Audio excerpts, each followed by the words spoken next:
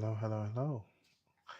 Firstly, apologies. Apparently, yesterday's video didn't have any recording, didn't have any detail.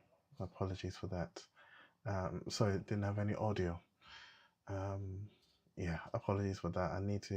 I will update the video and include it in the name at least so that it's not a surprise to anyone. I'm actually going to try and do that now. No audio.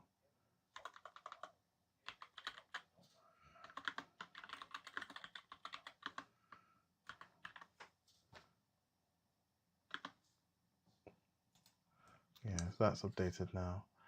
And let's carry on. Today is number 16 and 16 and 17. And yeah, so after the rebellion of the people yesterday, where they've turned away from what God was going to do for them, and He's instructed them now to go into the wilderness. We have another dude rise up, this time one of the tribe of Levi. Excuse me. He rises up and he is also going to stake his claim as to why Aaron and Moses see themselves as leaders when, they also can be leaders.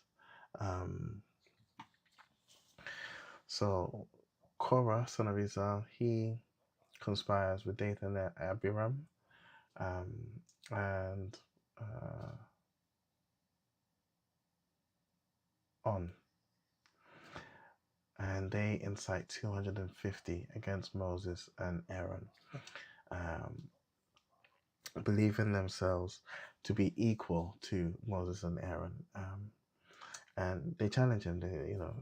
Who does he think he is to be the leader? Who has set him as leader? As though he is greater than the rest of the lost people.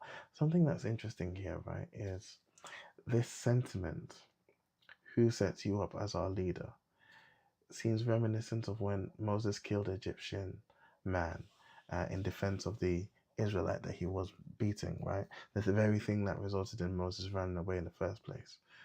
Is this idea or this sentiment that just because you might have a certain level of privilege doesn't mean you are. There's a disdain for someone who has a certain level of privilege, seemingly just because they have that certain level of privilege. And it's interesting because I think it's similar to what goes on today, right? There's a sentiment of, like the whole idea of eat the rich, or tax the billionaires. And I'm not trying to make a political statement here, but I'm just saying this disdain for people of privilege for no other reason than because they have privilege seems unfair at the very least, And here, has Moses done the work to be their leader? He was selected. Interestingly enough, he was raised a leader, and as much as he was raised in Pharaoh's home, he would have been raised as royalty. But then he also had gone away and he'd come to the burning bush, and the Bible describes him as the most humble of all the people of Israel.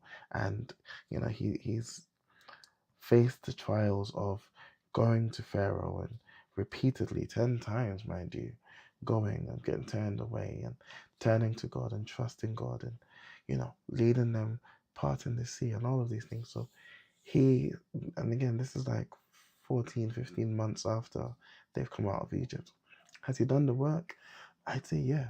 He was selected, and when he was selected, it wasn't like a meritocracy, like pick the best person. It was God had clearly picked him, God had chosen him, and God equipped him. And over this time, I believe God has matured him to the point where he deserves. Further to that, God himself calls Moses his friend that he speaks to. And we had that description of Moses going into the Holy of Holies and hearing an audible voice from between the cherubim. So Moses is, he's elevated, but not by his own hand, not by his own ego, by God. And so in challenging Moses, they are challenging God. And indeed, Moses says as much. Now, Moses pulls a test between them. Unsurprisingly, Moses is the one that's picked. And, he calls on the Lord's wrath, and God literally splits the ground open and swallows these dudes, swallows these guys that rebelled against him, that felt themselves of equal standing to Moses. There's also a familiarity that, and I said this yesterday, familiarity that seems to breed contempt amongst people. Like, they've walked with him for 15 months now. They've seen his reactions to the people. They've seen him go before God. I don't know how privy they are to how many times Moses has interceded on their behalf, but at the very least, it seems like they've walked with him for so long that they just feel he is also a man, which he is. But they fail to honor that he is one chosen by God and one brought to one that has done the work that God has called him to. And they had their own jobs they should have stuck with, but there was quite obviously a pride that rose within them. I don't think too dissimilar from the pride that rose within Lucifer that caused him to think he can be equal to God.